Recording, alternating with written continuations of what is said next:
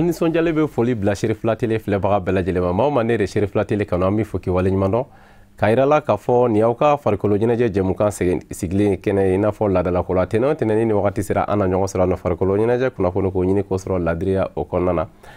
An bɛ bi kunnafoni daminɛ ni min ye sa o ye kɛrɛnkɛrɛnna CAN 2019 o kɔni kuncɛra juma tɛmɛnen. I b'a ye k'a fɔ Algérie kɔni se b'a sɔrɔ min ye kɛrɛnkɛrɛnna Sénégal ka kelen ani kanangolo bɛɛ lajɛlen kɔni b'a dɔn k'a kɛra dolanci duman ye. O hukumu kɔnɔna na an b'a dɔn k'a fɔ min ye Cherif La Télé ale kun kɛlen don ka laada ko dɔ sigi sen kan min ye maaw bɛ se ka dolanci lajɛ cogoya min na bonya ani karama kɔnɔ stade Omnisports Modibo Keita o daga yɔrɔ la. Donc i b'a ye k'a fɔ jama kɔni bɔra bien vrai que san kɔni nana mais maaw kɔni tora ka dolanci kɔni lajɛ sanji yɛrɛ kɔrɔ ka sababu kɛ Cherif La Télé u ye hakilina min ta nin ye donc hakilina ɲuman don. Donc maaw bɛ se ka dolanci lajɛ écran géant kan cogoya min na Cherif La Télé n'a a jɛɲɔgɔn tɔw bɛɛ lajɛlen an b'a ye k'a fɔ kɛnɛ ka sa min ye Cherif La Télé ɲɛmaaw caman kɔni tun bɛ kɛnɛ kan ka fara baarakɛlaw kan ka fara min ye supporters minnu fɛnɛ taara ka taa min ye kɛrɛnkɛrɛnnenya la balontan ninnu lajɛ an b'a ye k'a fɔ a ko kuncɛlen min ye kɛrɛnkɛrɛnnenya maa caman kɔni ye dantigɛli kɛ k'u nisɔndiya yira Cherif La Télé u ye hakilina min ta nin ko la an ka jɛ k'o lajɛ. Yɛrɛ nin ka fisa kosɛbɛ halisa Ala ka kɛ ɲɛtaga ye quoi ni Ala sɔnna san wɛrɛ siɲɛ wɛrɛ wa kɛ an ka na Mali yɛrɛ ta lajɛ an na finali kɛnɛ n'Ala n'a kɛra jɛnɛ n'a ye. Yɔrɔ nin hakilina ɲuman ye nin bɛ jamanadenw nisɔndiya yɛrɛ yɛrɛ de awɔ CAN yɛrɛ kɔnɔna kuma nin bɛ an nisɔndiya kosɛbɛ awɔ nin bɛnna an ma. Awɔ a diyara n ye yɛrɛ de parce que dɔw yɛrɛ bɛ sigi ka filɛ yan Ala an bɛ karamɔgɔ de foli bɛ karamɔgɔ ye Ala k'a sara a ye min kɛ nin diyara n yɛrɛ de. Bon vraiment an ka foli b'u ye ka ɲa parce que u y'an permettre an bɛ matchw lajɛ écran géant kan donc o y'an nisɔndiya kosɛbɛ. Donc vraiment Cherif La ka baara nin kɔni baara ɲuman don nin ka ɲi nin bɛ an denmisɛnninw vraiment nin b'an nisɔndiya kosɛbɛ vraiment n diyara n don kɔni a diyara n ye kosɛbɛ. O ka taabolo ka ɲi n ye caman faamuya ni min yɛrɛ bɛ Ivoire la n bɛ to ka Cherif La filɛ n bɛ to ka journal filɛ bamanankan na Ala la ka ti ye ça me plaît beaucoup. Ouais. Moi, même nous fait, on la canal renforcé quoi. Voilà, on la canal il y a qu'à dire bien à cadeau ouais, ça plaît tout le monde. Anana Malila, Amina Mali Mbefo, donc Anana finale la canalifié, donc stade Modibo Keita fan fait, voilà match à Jara.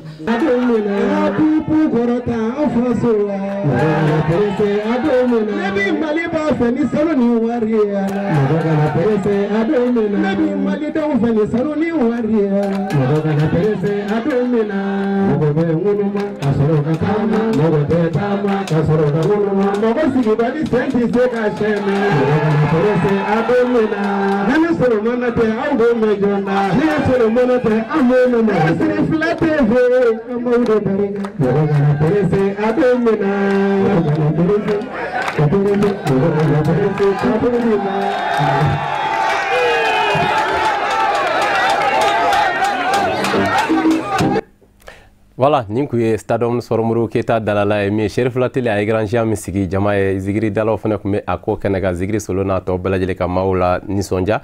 o la sa hali bi an bɛ to CAN kɛnɛ kan k'a yira maaw la k'a fɔ min ye Algérie an y'a fɔ ale kɔni se b'a sɔrɔ kelen ani kanagolo meilleur attaqué kɛra Algérie ale de ka bi donta cayara ni bɛɛ lajɛlen ta ye meilleur défense o kɛra Algérie ni Sénégal bi fila u y'o de sɔrɔ k'o de donn'u la min ye meilleur joueur ye o kɛra Ismaël Benasser ka bɔ Algérie ale de kɛr'o ye n'i ye dolanci in ta k'a lajɛ ɲinɛ CAN kɔnɔna na jamana 24 de tun bɛ yen nɔ dolanci bɛɛ lajɛlen farala ɲɔgɔn kan a bɛnna dolanci 52 de ma min ye victoire min sɔrɔla kɛnɛ kan 39 match nul 13 bi 102 o de sɔrɔla ka don a ko kɛnɛ kan min ye carton jaune 171 o de sɔrɔla carton rouge 5 o de sɔrɔla an y'a fɔ aw cogo min na meilleur buteur o kɛra John Igalo ka bɔ Nigeria 50 ale y'o sɔrɔ ka don min ye meilleur entraîneur o kɛra Jamel Belmadi n'o ye Algérie dege karamɔgɔ ye meilleur gardien o kɛra Raïs Mboli ka bɔ min ye kɛrɛnkɛrɛnnenya la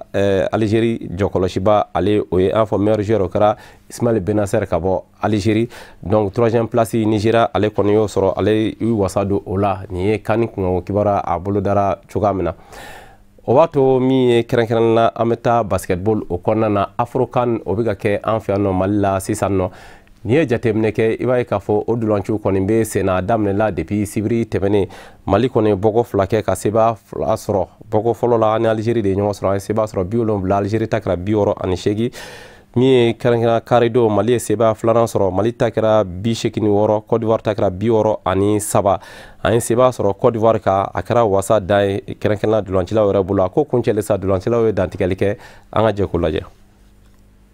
Bon bita an décidé no souvent an ka public mago be victoire la bon malin bɛɛ mago be na quoi kan ye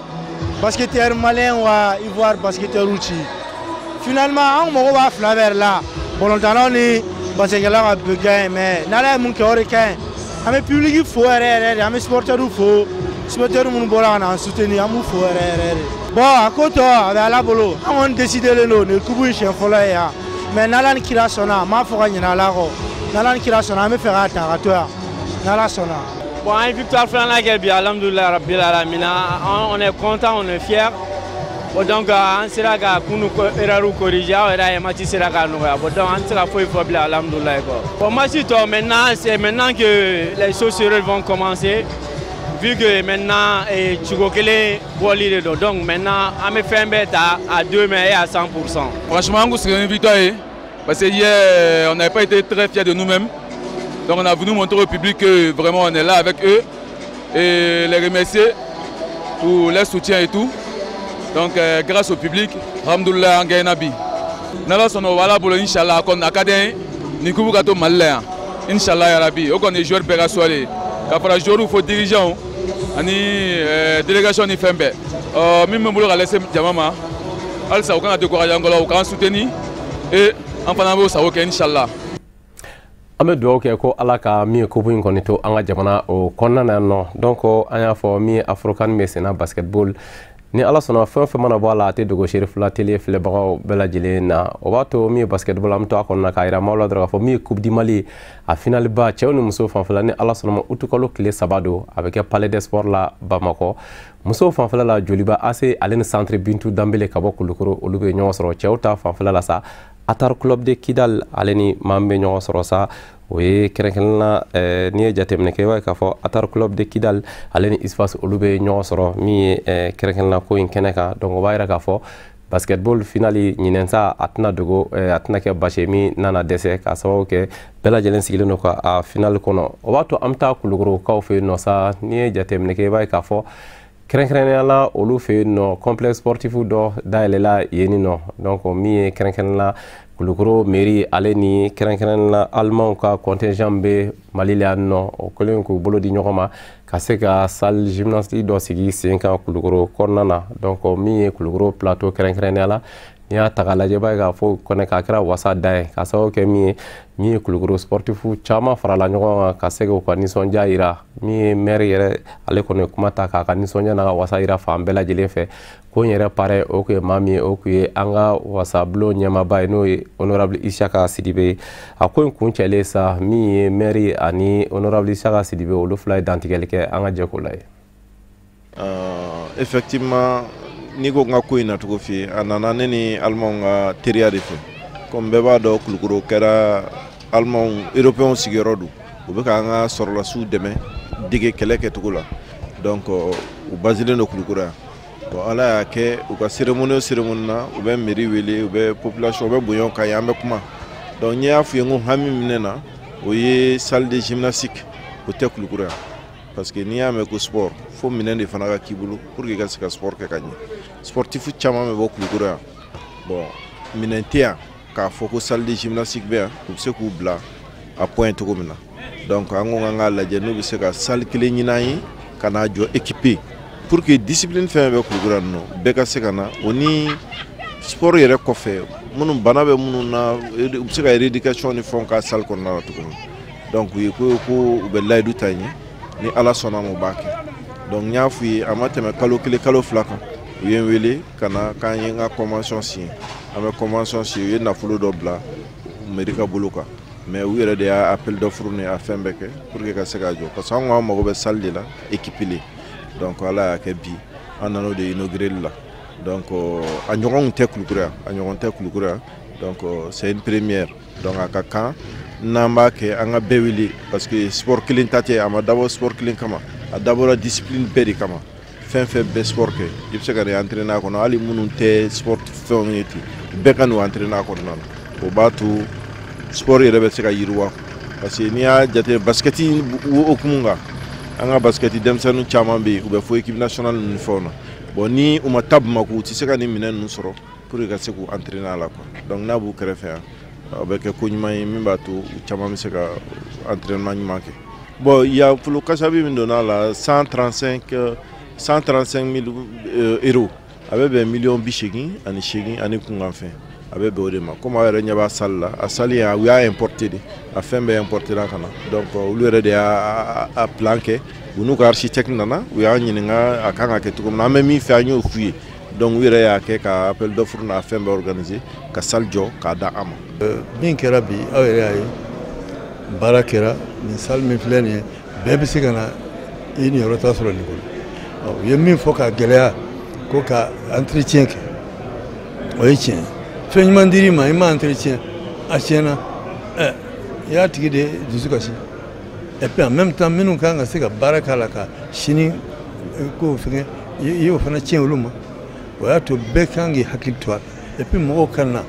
u kana nin kɛ fɛn ye k'a fililen to ten ka taa kɛ dutemi ni fɛnw ye k'o bila u ka na min bɛ se min na n y'o de f'i ye toujours dakanko don mais n'i ye baara min kɛ ala b'i sara o la ou bien donc sisan ne bɛ min kɔni fɔ an bɛ alimanw fo fo k'a fɔ k'an y'o fɔ kulukɔrɔkaw yɛrɛ ka foli k'u ye parce que ne ɲɛ bɛ min na u yɛrɛ fana commencera ka hakili sɔrɔ sisan hakili dɔ bɛ kulukɔrɔ bi o tun tɛ kun u ka dɔ fara o kan toujours dans le sens ka u bolo di ɲɔgɔn ma comme an y'a kɛ cogo min n'u y'o kɛ sisan an bɛ tɛmɛ nin bɛɛ la alimankɛ m'a fɔ a ka discours la ko n'i bɔra Bamakɔ ka se yan ko i ɲɛ bɛ a la yɔrɔw ni yɔrɔw la fɛnw commencera mais nin y'an garisɛgɛ de ye koyi. hali bi an bɛ to kunnafoni kɔnɔ min ye kɛrɛnkɛrɛnnenya Mali yɛrɛ kɔnɔ n'i ye jateminɛ kɛ i b'a ye compétition africaine nasira la maa caman tun bɛ k'i yɛrɛ ɲininka min ye Mali club bɛ bɔ ɲinɛ kɛrɛnkɛrɛnnenya ka sababu kɛ crise min tun b'an ka balontan na est-ce que club bɛna bɔ compétition africaine na wa club bɛna bɔ ka sababu kɛ comité de normalisation y'u jɔ o jɔyɔrɔ la kafu ɲɛkɔrɔ a kɛra kɛrɛnkɛrɛnnenya dɔgɔkun tɛmɛnen kafu ka lajɛrɛba min kɛra kɛr jamana ka yani finali cɛ donc Mali kɔni représentant fila sɔrɔ Stade Malien de Bamako ale bɛ bɔ Ligue des Champions na Joliba AC ale bɛ bɔ Coupe ka fila hukumu yɛrɛ kɔnɔna na kalafili yɛrɛ kɔni kɛra ka ban déjà Stade Malien de Bamako ale ni Oroya de Conakry olu bɛ ɲɔgɔn sɔrɔ ni Ala sɔnna ma o match ale yɛrɛ bɛ kɛ Bamako utukalo tile 9 tile 10 na tile 11 Stade bɛ don dɔ suganti o la ka se ka match ale kɛ Bamako yan nɔ dɔgɔkun fila kɔfɛ match retour o bɛ boloda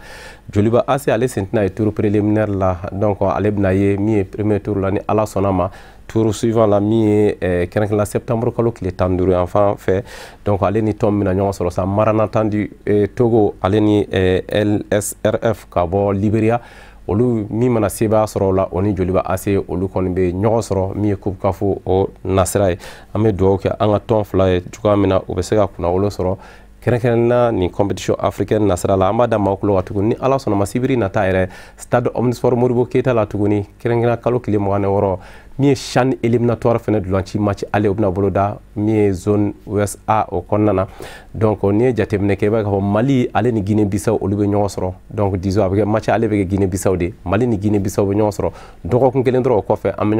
ɲɔgɔn sɔrɔ stade Omnisport Modibo Keita la match retour la Nuhu Jane ale ka denmisɛnninw don an bɛ dugawu don kɛ CHAN ye min ye joueur minnu bɛ ballon tan championnat na i ka jamana kɔnɔna na donc Coupe d'Afrique don an bɛ maa kilaji k'a fɔ 2020 ni a Coupe d'Afrique bɛ boloda Cameroun kaw fɛ yen nɔ san 2020 janvier kalo yɛrɛ la donc min ye ɲɛbila baara dulanciw de bɛ sen na nin wagati nin na an bɛ dugawu kɛ Nuhu Jane n'a ka denmisɛnnin cogoya min na an bɛ se ka qualifier ka taa CHAN o kɛnɛ kan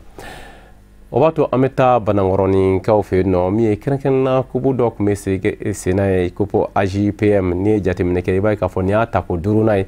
donc min ye kɛrɛnkɛrɛnnenya parrain kɔni tun tɛ maa wɛrɛ o ye Samba Kulubali ye donc o la n'i ye jateminɛ kɛ i b'a ye k'a fɔ AJPM l'association des jeunes premiers du Mali donc o ta tɛ médaille di dɔrɔn ye u bɛ kupuw fana da sennadolantan nasira la farikolo ɲɛnajɛ caman nasira la a kun bɛna tɔn min bila ɲɔgɔn na sa nin ko la min ye vétéran n'olu donfini nɛrɛ ale ni Badema donc n'olu donfini jɛma olu de tun bɛ ɲɔgɔn na nin ko in na i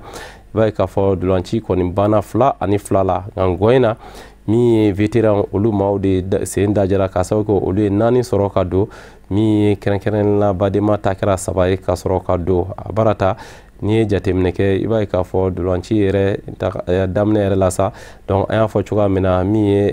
kɛrɛnkɛrɛnnenya maa min fɔlɔ ka joli sɔrɔ ka don vétéran ye o kɔfɛ min ye Badema b'a cɛlu Djibɔ vétéran min na filanan sɔrɔ ka don Badema b'a Djibɔ dolanci kɔni bɛ ban 2-2 donc an y'a fɔ cogoya min na min ye Ngɔyin na min ye vétéran olu kɔni bɛ sebaya sɔrɔ min ye 4-3 min ye a ko kuncɛlen sa min ye kulo ɲɛmaw olu kɔni dantigɛli kɛ an ka kuma bara n'an ka jɛko la ye. Komi ne y'a faamu an yɛrɛ ye balontanna kɔrɔw de bana y'an bɔ balontan na farisogo ɲɛnajɛ ka da anw ye bon association des jeunes premiers du Mali u ka baara bɛnnen tɛ remise dɔrɔn ma farikolo ɲɛnajɛ b'a kɔnɔ o kum kɔnɔ la san o san an bɛ coupe organiser jeunesse ni ɲɔgɔn cɛ mɔgɔw ka bɔ yirikɔrɔ te min na ani mɔgɔw ka bɔ sokɔnɔ sigi la ani dala sigiliw ka n'u u yɛrɛ ɲɛnajɛ o kum kɔnɔla de la an ye coupe da ko coupe tɔgɔ ta association des jeunes premiers du Mali coupe AJPM bon ni président yɛrɛ bɛ Banankɔrɔ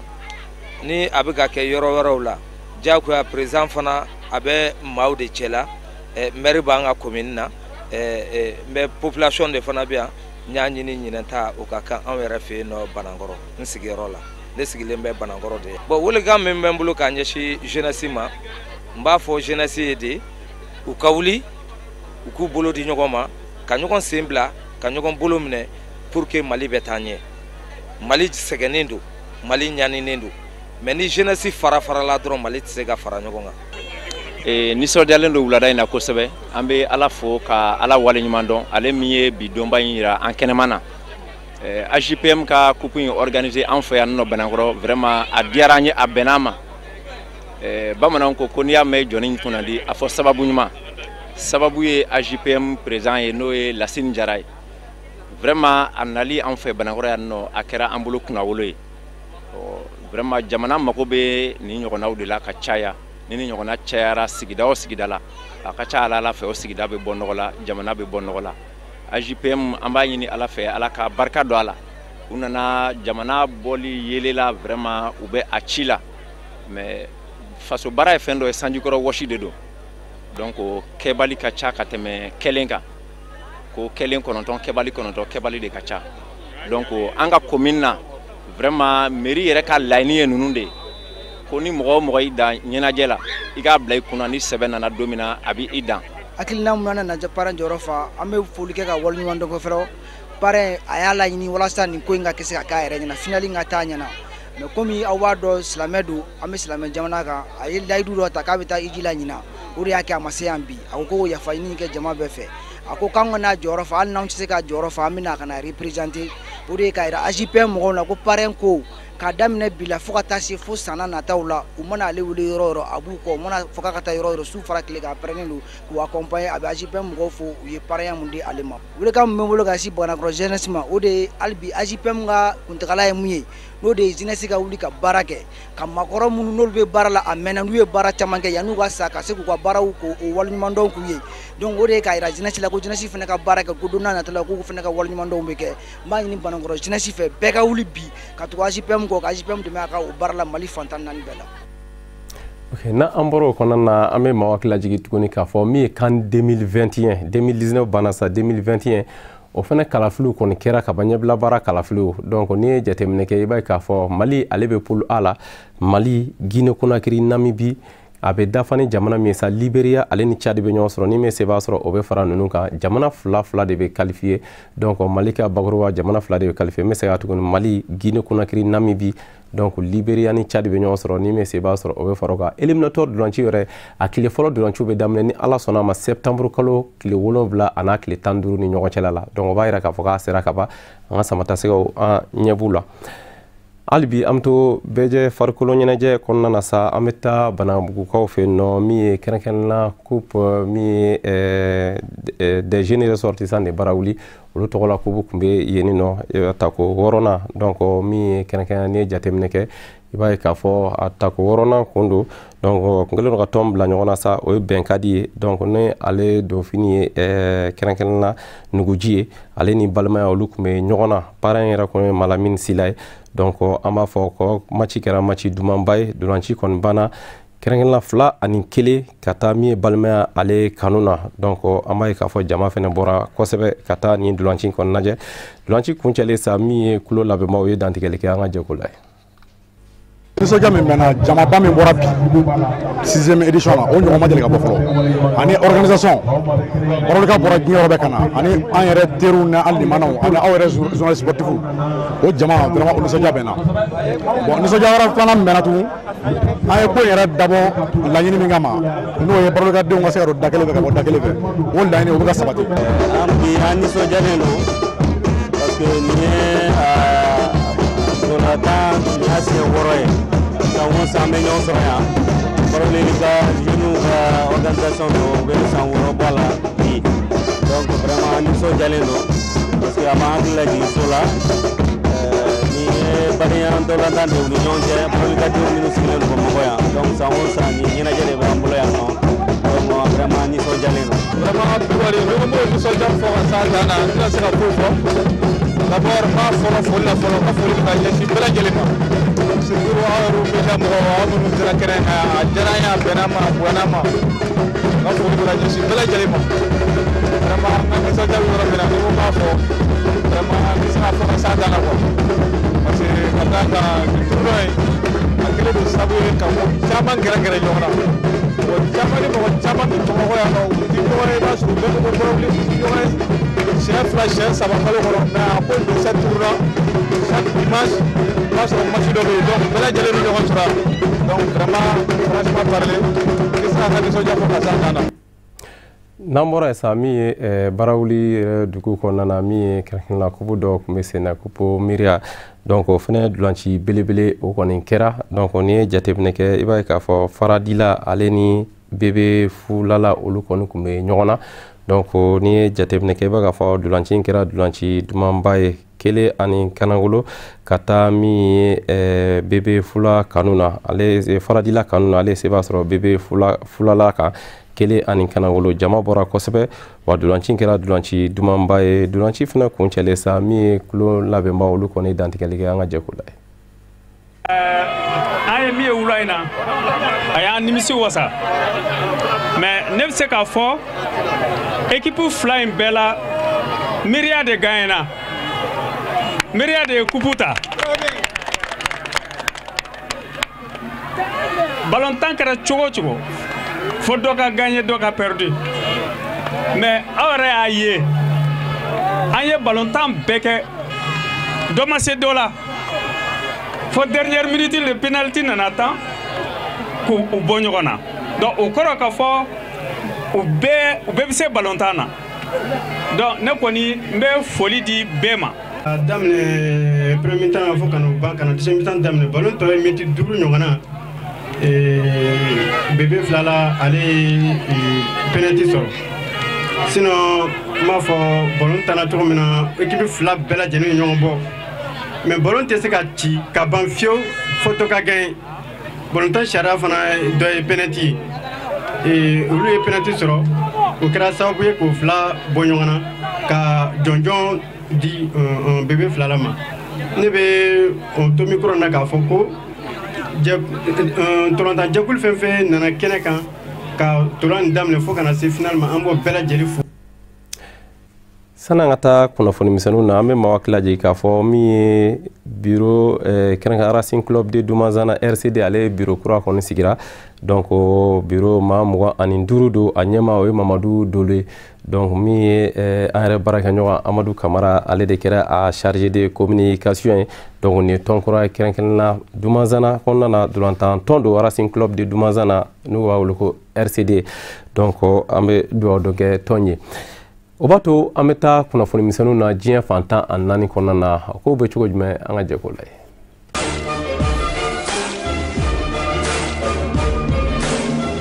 Kunnafoniw nasira la sa an bɛ taa Côte d'Ivoire u ka dolantanna min bɛ yen nɔ n'u k'a ma ko Lasna Traoré ni a yɛrɛ ye Coupe d'Afrique ta Côte d'Ivoire équipe nationale fɛ san 2015 wagati ale de tununen don ni wagatinin na a bɛ dɔgɔkun caman bɔ a kunnafoni dɔɔnin tɛ ba wa a kun bɛ dolantan tɔn min na yan'a ka tunu o ye Hongrie tɔn dɔ n'u k'a ma ko UJ Budapest. Hongrie yɛrɛ kunnafonidilaw de y'a yira k'a fɔ ko cɛden tununa a mɛnna a bɛ dɔgɔkun damadɔ bɔ a bɛ wele a ka telefɔni na a tɛ sɔrɔ messagew bɛ ci a tɛ sɔrɔ a kunnafoni dɔn tɛ ba a teriw t'a yɔrɔ dɔn a balimaw t'a yɔrɔ dɔn maa si t'a a kunnafoni dɔn maa t'a dɔn a taara yɔrɔ min na yɛrɛ kɛra sababu ye hali saison 2019-2020 dolanci minnu kan ka daminɛ n'a ka tɔnw bɛ labɛn na dolantannanw bɛɛ lajɛlen kamana gannen wa tɔn ɲɛmaw kamana gannen don wa bibi na FIFA fana kelen do ka a ko k'a kunna doni ko ye ka sababu kɛ fana kelen do ka sariya bolo dɔ sigi sen kan ka wulikajɔ fari bolo da min b'a to dolantanna kɔni bɛ se ka ɲini ka ye bibi na ni cɛden yɛrɛ Lassana Traoré n'a tɔgɔ kelen do ka diɲɛ laminimini ni kunnafoni in na an bɛ maaw hakili lajigi k'a fɔ salon tuguni san 2018 kunnafoni dɔ wulila a nɔfɛ kɛrɛnkɛrɛnla a ye dolantan daminɛ tɔn min na ni o ye Étoile Sportive Dabobo ye ka bɔ Côte d'Ivoire n'o président Ibrahima Kone ale kun kelen do ka wulikajɔ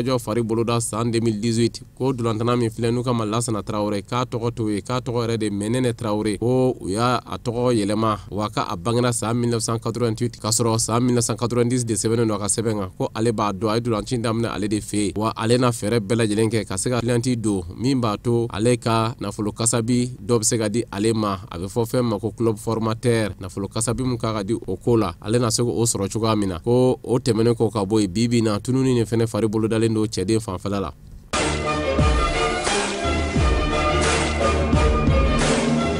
an bɛ don kafu kɔnɔna na n'o ye farafinna balontan ɲɛnabɔ soba ye u ka lajɛ min kɛra araba tɛmɛnen u kɔni y'a yira k'a fɔ ko Ligue des champions africains min tana ɲinɛ san na fo mankan bɔra la Espérance de Tunisie ni Wydad de Casablanca ni ɲɔgɔn cɛla la k'a sababu kɛ VAR ko problème ye bibi na ko dolanci ko segin bɛna ta kɛ a kan wa a bɛ kɛ jamana min na sa kafu yɛrɛ na appel d'offre sigi sen kan min b'a to jamanaw yɛrɛ bɛ se k'i kunkan bɔ minnu bɛ fɛ ka a dolanci finale organiser n'o kɛra bɛɛ a dolanci segin bɛ ta ka a kan yen nɔ.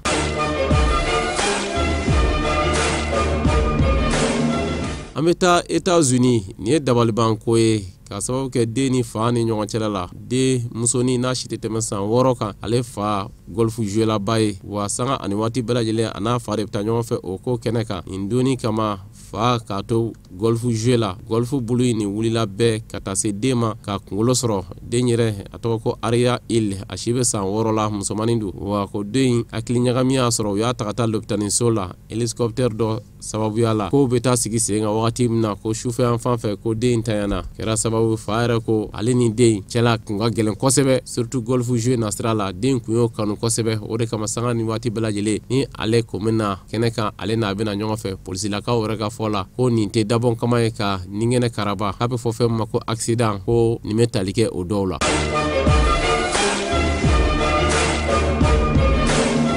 An bɛ taa Italie Juventus dolantannakɔrɔba min bɛ yen n'u k'a ma ko Edgar Davies ale kɔni Cristiano Ronaldo kɔrɔma tigɛ k'a yira k'a sababu kɛ Cristiano Ronaldo ale y'a yira k'a fɔ ko équipe min bɛ Juventus bolo bi na ko équipe belebeleba don Juventus ma deli ka équipe ɲɔgɔnna sɔrɔ an b'a ye k'a fɔ duwakun tɛmɛnen Edgar Davies ale kun bɛ kɛrɛnkɛrɛnnenya la Juventus faaba kɔnɔna na o hukumu kɔnɔna na badenya dolanci dɔw kun bɛ sen na yen nɔ min ye kunnafonidilaw o gɛrɛla Edgar Davies la a yira k'a fɔ ko Cristiano Ronaldo kɔni y'a yira k'a fɔ ko équipe min bɛ Juventus de Turin bolo ɲinɛ ko ma deli ka ɲɔgɔnna équipe sɔrɔ Edgar Davies ye kunnafonidila jaabi kɔma segin a ma ko est-ce ko Cristiano Ronaldo delila ka Ligue des champions finale ta ni Juventus de Turin wa kunnafonidila in ko ayi a ko ayiwa jaabi yɛrɛ filɛ nin i bolo.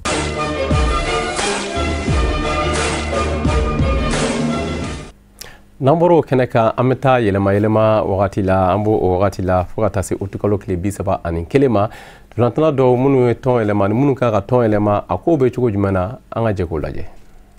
yɛlɛmayɛlɛmaliw nasira la an bɛ taa FC Barcelone kɔnɔna na bi na olu kɔni u kɛlen do ka wulikajɔ fari bolo da dolantannaw bɛ se ka na u ka tɔn kɔnɔ cogoya min na o hukumu kɔnɔna na u kɛlen do k'u ɲɛ dengu bɔ dolantanna dɔ la nin wagati la n'u k'a ma ko Jason Mirulo n'a bɛ ballon tan FC Valence la bi na si bɛ san 26 la défenseur don a m'aw hakili lajigi k'a fɔ min ye nin dolantanna ye FC Barcelone kɔni kɛlen do k'a yira k'a fɔ u na fɛɛrɛ bɛɛ lajɛlen kɛ a ka se ka na u ka tɔn na hali bi an bɛ to FC Barcelone kɔnɔna na min ye juma tɛmɛnen a ɲɛmaw kɔni y'a yira k'a fɔ min ye dolantana n'u kama Antoine Griezmann français don n'a kun bɛ ballon tan Atletico Madrid la ko a kɛra FC Barcelone dolantana ye k'a sababu kɛ ko u ye nafolo kasabi min don a la a bɛ t'i jɔ euro wari miliyɔn 120 na bi na FC Barcelone an bɛ se k'a fɔ min ye Antoine Griezmann donna nataw kɔnɔna na maaw kɔni n'a ye FC Barcelone kɔnɔ don Liverpool kɔnɔna na min ye maliyɛnw ka dolantana min bɛ yen n'u k'a ma ko Jaje Samaseku ale de kɛlen don Liverpool ɲɛ degun bɔyɔrɔ ye nin wagatinin na k'a sababu kɛ k'u ka camancɛ bolo fɛ Jaje Samaseku ni ale sɔrɔla bɛɛ a na se ka ko dɔ kɛ dolantana yɛrɛ si bɛ san 23 la nin wagatinin na ka maaw hakili lajigi k'a fɔ Jaje Samaseku bi na taayɔrɔ kelen ma dɔ a la k'a sababu kɛ tɔn caman b'a nɔfɛ i n'a fɔ AS Monaco, Dortmund,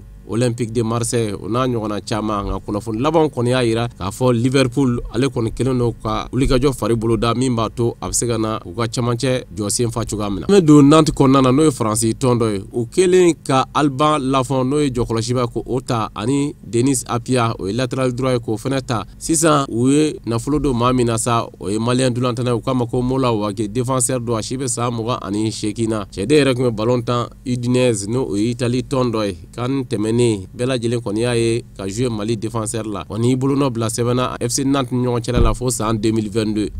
do Marseille kɔnɔna na bi na olu fana kelen don k'i ɲɛ degun bɔ kɛrɛnkɛrɛnnenya la Alvaro Gonzalez la ale ye Villarreal dolantana ye défenseur don bi na kɛrɛnkɛrɛnnenya Marseille ale kɔni kelen don k'u ka a ka priorité k'a sababu kɛ dolantana min don ko n'a sɔrɔla bɛɛ a bɛ se ka u ka kɔfɛla ngolo fa dolantana yɛrɛ si bɛ san 29 na an bɛ taa Juventus fana kɔnɔna na bi na Neymar olu fana kelen don k'u ɲɛ degun bɔ a ko la k'a sababu kɛ FC Barcelone ni Neymar kɔni y'a ɲini k'a fɔ a bɛ taa yeni nɔ bi na Juventus de Turin fana kelen don k'i sen don ko la nka ko ŋunuŋunu cayalen don nin wagatinin na k'a sababu kɛ FC Barcelone olu ka laɲini ye min ye ka se ka Neymar ka falen u yɛrɛ ka dolantana dɔ i n'a fɔ Arachivic ani Coutinho k'a sɔrɔ ka euro wari miliyɔn 40 di a kan nka o tɛ kɛrɛnkɛrɛnnenya la min ye Paris Saint-Germain ɲɛmaw fɛla ko ye nka bi na min ye Neymar yɛrɛ ka agent olu kɔni y'a yira k'a fɔ u bɛna feereli boloda Neymar ye tɔgɔ damadɔ fanfɛla la i n'a fɔ Real Madrid, Bayern Munich, Manchester United an y'a fɔ cogoya min na ka fara Juventus de Turin kan ɲininkali min bɛ kɛ bɛɛ ko Neymar ani Cristiano Ronaldo n'u jouera ɲɔgɔn fɛ Juventus de Turin kɔnɔna na ka a bɛ se ka fanga di Juventus de Turin ɲɛfɛla ma i n'a fɔ ani Lionel Messi tun bɛ ɲɔgɔn fɛ cogoya min na FC Barcelone o kɔnɔna na nka jateminɛw kɔni y'a yira min ye Neymar yɛrɛ fɛla ko de a kana FC Barcelone kɔnɔna na min ye kɛrɛnkɛrɛnnenya la Paris Saint-Germain dege karamɔgɔ n'o ye Thomas Tuchel ale kɔni y'a yira kunnafoni dɔ kɛnɛ kan dɔgɔkun tɛmɛnen Paris Saint-Germain ka badeya dolanci kɔfɛ ko tiɲɛ don ko Neymar kɔni y'a yira min ye Paris Saint-Germain ɲɛmaw la ko ale bɛ fɛ ka tɔn wɛrɛ ɲini ka bɔ Paris Saint-Germain kɔnɔ hali ne y'a sɔrɔ a ma a taayɔrɔ fɔ maa hali bi an bɛ to kunnafoni misɛnnin kɔnɔna na min ye wagati dɔgɔkun tɛmɛnen ŋunuŋunu kun cayara réseaux sociaux kan kɛrɛnkɛrɛnnenya min ye Roi Pelé ko ale taɲana donc a kuma kun cayara kosɛbɛ bi su in na an bɛ ɲɛfɔli kɛ aw ye o ko la an ka jɛ k'o lajɛ réseaux sociaux ko tiɲɛ na kunnafoni telima nasira don nka kuma dɔw la kunnafoni dɔw bɛ bɔ ka bin min ni tiɲɛ a tɛ fankelen fɛ n'i ye jateminɛ kɛ tarata tɛmɛnen juillet kalo tile 16 kunnafoni dɔ kun carila réseaux sociaux nasira la k'a yira k'a fɔ ko Roi Pelé ko ale taɲana ka si to san 78 na kunnafoniw cayara wa bɛɛ lajɛlen fana i ka tɔmɔta sɔrɔ a la maaw yɛrɛ kɔni kun y'u ka duwawudenw daminɛ kaban yɛrɛ wa n'i dun ye jateminɛ kɛ i b'a ye k'a fɔ kunnafoni cari sira dɔ fana bɛ yen kɛrɛnkɛrɛnnenya Twitter olu fana nasira kan dɔw fana y'a yira k'a fɔ tiɲɛ don olu ye kunnafoni in sɔrɔ Pelé masurama mɔgɔw la minnu y'a yira k'a fɔ a taɲana wa diɲɛ arajoso dɔw fana kun ye kunnafoni in daminɛ kaban wa kɛra sababu ye kunnafoni kɔmasera ka cari diɲɛ fantan a 4 bɛɛ lajɛlen fɛ n'i kun ye maaw ta 100 sara la réseaux sociaux nasira fɛ maa 60 ka kunkan fɛ olu bɛɛ kun kelen don ka duwawudon fari boloda kaban nka kunnafoni galontigiyara min ye Pelé ka kuma lasela dɔ fɛ o y'a yira k'a fɔ kunnafoni min bɛ diɲɛ kɔnɔ nin wagatinin na ani tiɲɛ bɔlen tɛ ka sababu kɛ galon bɛ a kumaw la bi na Roi Pelé a ka kɛnɛ a nin na wa a bɛ balo la olu bɛ min de fɔ maaw ɲɛna dɔrɔn n'u bɛ kunnafoni cari u ka a lakika ɲini ka a cari sinon an bɛ don min na i ko bi Pelé k'a bɛ balo la wa foyi tɛ a nin na nin wagatinin na ko bɛɛ lajɛlen k'i janto réseaux sociaux la